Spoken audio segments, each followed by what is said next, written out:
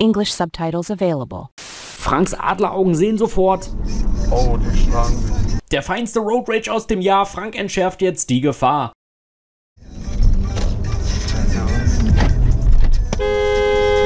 Zivilcourage-Modus aktiviert. Absolute Ehrenaktion.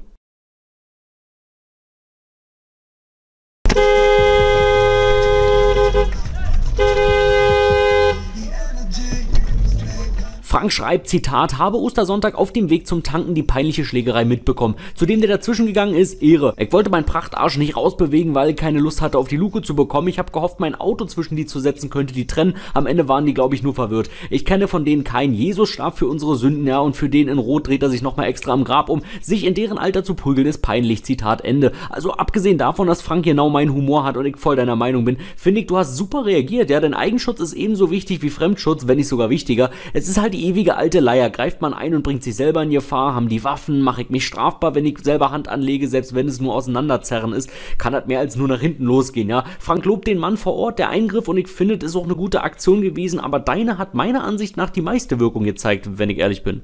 Also das ist mal extravagant, und wenn das nicht der junge Aufreißersohn in Papis Porsche ist, dann fress ich einen Besen. Der hat nämlich gerade richtig Stress mit seiner Beifahrerin.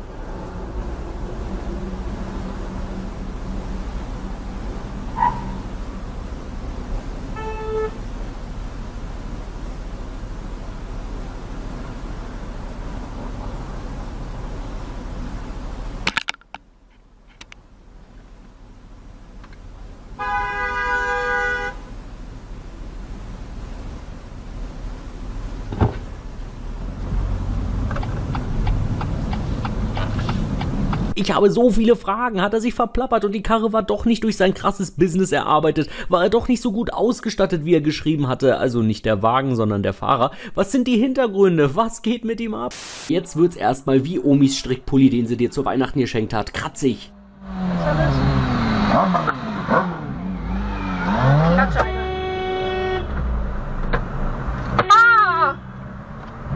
Alter!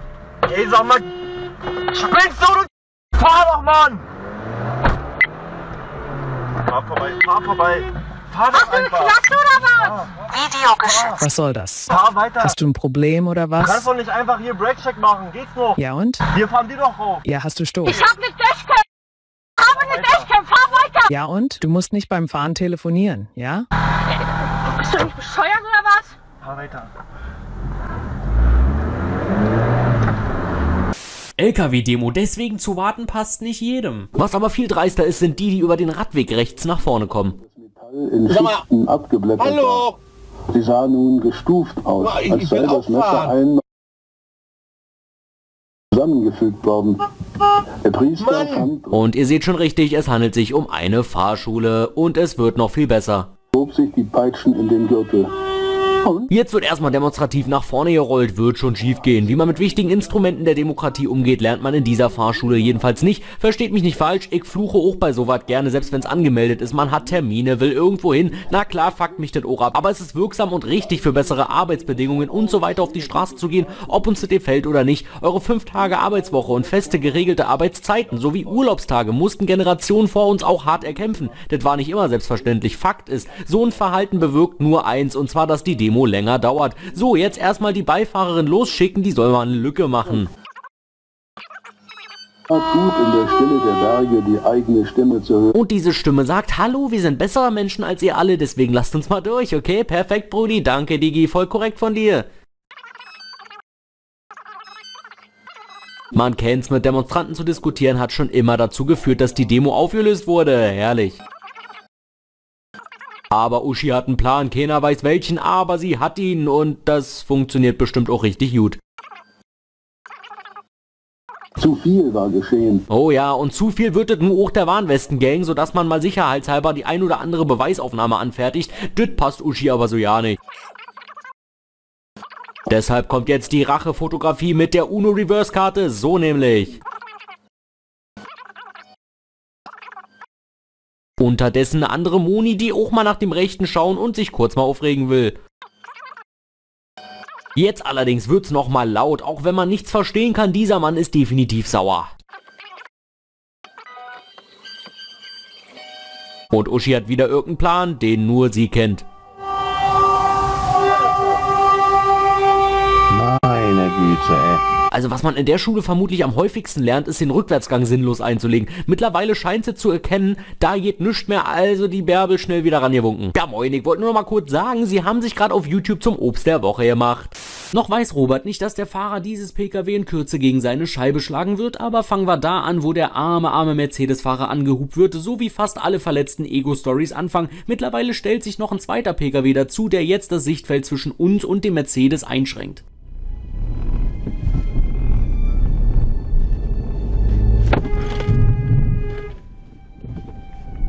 Robert nennt den Clip, hätte ich doch warten sollen. Was meint ihr? War das Vorbeifahren legitim? Ja, nu fahr! Fahr! Alter. Meine Fresse, ey. Es liegt mir fremd, jemanden anhand seines Aussehens zu beurteilen. Ich sage nur, wenn ihr sehen könntet, wie rot sein Kopf gerade wird, das ist, glaube ich, genau der Punkt, wo der Stier das Tuch gesehen hat und jegliche Kontrolle verliert. Was will er jetzt klären?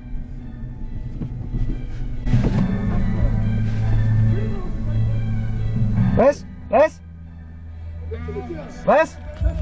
Was? Ja, du fährst mir fast links rein. Du fährst mir fast links rein. Hier, schön lächeln. Lächeln. Natürlich habe ich das zu tun. Du musst deinen Blinker mal setzen. Hier, lächeln. Also verstanden haben Robert und ich lediglich irgendwas mit "Du hast da nicht vorbeizufahren mit deiner Schrottkarre". Er schlug gegen die Scheibe und nachdem er ohne etwas erreicht zu haben zurück zu seinem edlen Ross schritt, war das Ding gegessen.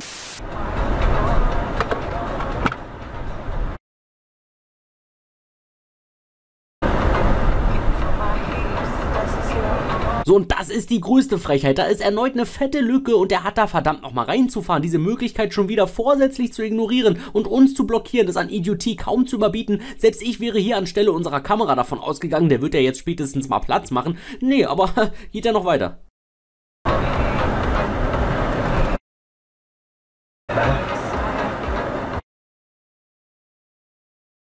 Das Hindernis. Ja, das ist jetzt. Aber guck mal, da stehen noch Autos auf deiner Spur. Ja, verdammt, und wenn jetzt einer sagt, nur wer bereits in der Engstelle drin ist, ja natürlich, wenn man es nicht anders hätte machen können, aber das war ja pure Absicht und eine fette Vorfahrts- oder Vorrangsmissachtung, wie auch immer. Und es hört nicht auf, hier ist das nächste Brett, eine fette Lücke. Ja, was ist denn jetzt, Alter? Digga! Er kann ja echt kein Auto fahren, oder? Ich weiß nicht. Und jetzt wird der Vogel abgeschossen.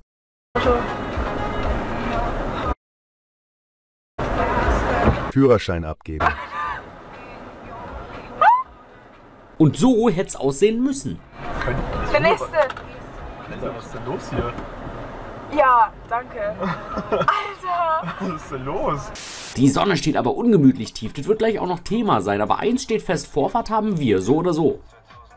Ich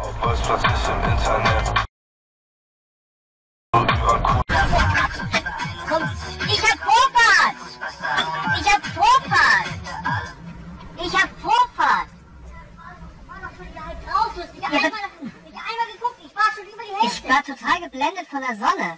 Digga, von wo kommt die Sonne? Von da drüben. Ist doch nichts passiert. Aber trotzdem. Nee, aber du musst dann ein bisschen langsamer. Du bist eben 430 mit deinem Rad. 25. Nee, ich bin eh mit der hinterher gefahren. Aber ist okay. Du musst da. Ich hab Vorfahrt dort. Du musst ein bisschen langsamer an die Kreuzung ranfahren. Ja, aber ich war ja schon halb drüber. Du hast nicht einmal geguckt, ob da irgendwas ist. Ja. Ja.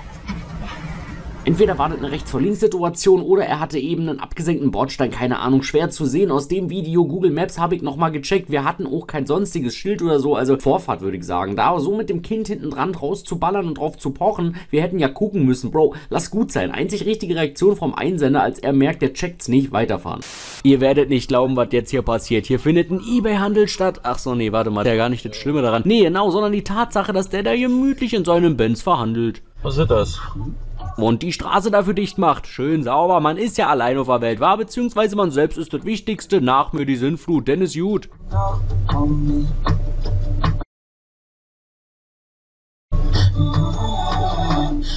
Ich muss das jetzt auch mal ein Stück laufen lassen, damit ihr seht, was für eine Geduld sowohl der Einsender als auch die Arschgeigen haben.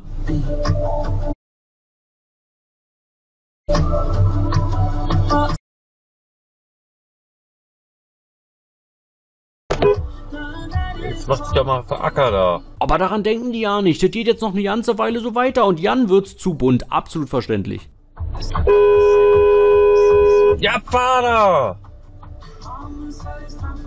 Weißt du, da beschwert er sich noch zurück. Also sowas ist in meinen Augen vollkommen unfähig, am Straßenverkehr teilzunehmen. Der kann ja nicht mal bei 0 km/h am Verkehr richtig teilnehmen. Wie soll denn das fahrend aussehen? Das wäre mir so unangenehm, ey. Auf solche Leute kannst du echt verzichten.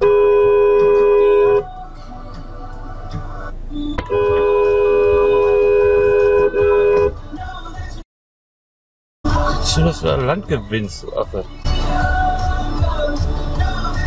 Jetzt werden wir noch schön belächelt, mit Sicherheit ironisch. Also wie ihr da reagiert hättet, würde mich wirklich mal interessieren. Gibt's da einen eleganteren Weg, das ohne Dynamit zu lösen?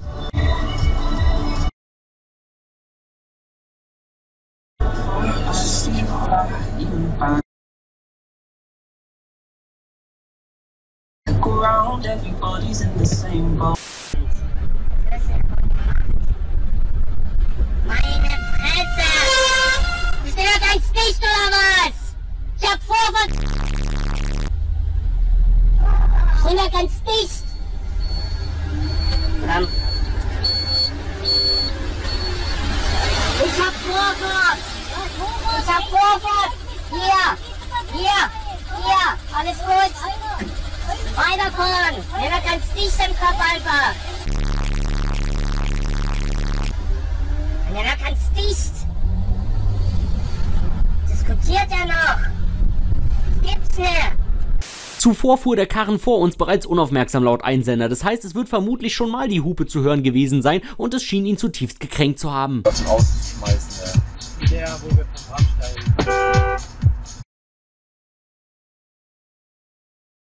Haben wir Müll? Also nächstes Mal schmeißen wir was rein. So gern ich das auch gesehen hätte, wie er seinen eigenen Müll zurück in den Karren geworfen bekommt, er hat genug Müll für uns alle dabei. Warte, wird gerade noch fein säuberlich zerrissen. Schwenkfahrt hier auch vorher drauf oder so. Ich fürchte, selbst bei einer Anzeige ist Papierkrieg noch kein Eingriff in den Straßenverkehr. Illegale Müllentsorgung vermutlich schon, aber naja, vielleicht sitzt auch Hänsel am Steuer und hat Angst, nicht mehr zurückzufinden.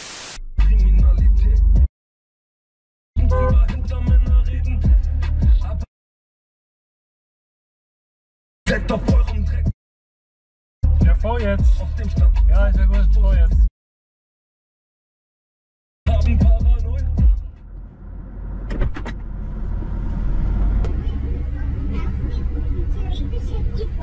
Gucken Sie immer, wenn man sie sich oder andere gefährdet sieht. Ja, aber... Okay, das war jetzt eine Reaktion, es ist so drin. Du bist Chef, das sind bei mir losgefahren. Mit Richthupe und aggressives Verhalten. Ja, da war ich auch schon kurz davor, dass ich mich bei der Polizei beschwert. Das war vor der Blockade. Was hätte ich da gemacht? Was hätte ich denn da gemacht?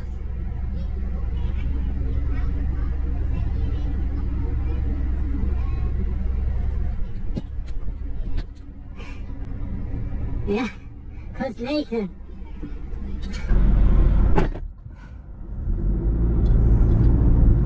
Laut Lukas Aussage hat er diese Frau und ihr Auto nie zuvor gesehen und ist auch sprachlos, wie man gesehen und gehört hat, über ihre Vorwürfe. Er selber blieb sehr ruhig und deeskalierend. Finde ich mega, denn im Fahrzeug der Dame sitzt ein Kind, vor dem sie alles austrägt. Und genau so schauen sich das Kinder für später ab. Und wofür? Weil sie angehupt wurde. Oh nein, ich gebe zu, ich hätte das in dem Moment auch ungerechtfertigt und scheiße gefunden, wenn ich Vorfahrt habe. Gebe ich zu. Aber aussteigen neben einem Kind auf absolut gar keinen Fall. Außerdem zum Thema rechts vor links, gute Frau, sie sind da selber so zügig rausgeschossen. Was, wenn von dort noch jemand gekommen wäre? Dann hätten sie genauso verkackt. Also bei der Scheißecke hier mit der blöden Sicht durch das Grünzeug. Und wenn ich dann noch ortsfremd wäre und diesen blöden Bordsteinpflasterrand da unten sehen würde, gebe ich zu, ich weiß nicht, wie schnell ich da auf rechts vor links umgeschaltet hätte. Einfach mal freundlicher und mehr miteinander wäre für unser aller Blutdruck hervorragend, auch wenn sie im Recht ist. Ist noch nicht ganz klar. Überprüfung. Bei einer Kontrolle von Frisuren und Barbershops in NRW sind ein Großteil der Geschäfte durchgefallen. Insgesamt...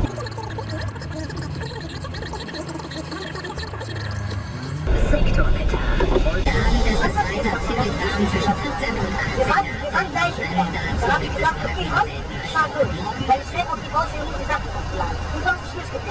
Ich habe mich nicht durchgedrängelt. Das ist auf einer Seite das Hindernis.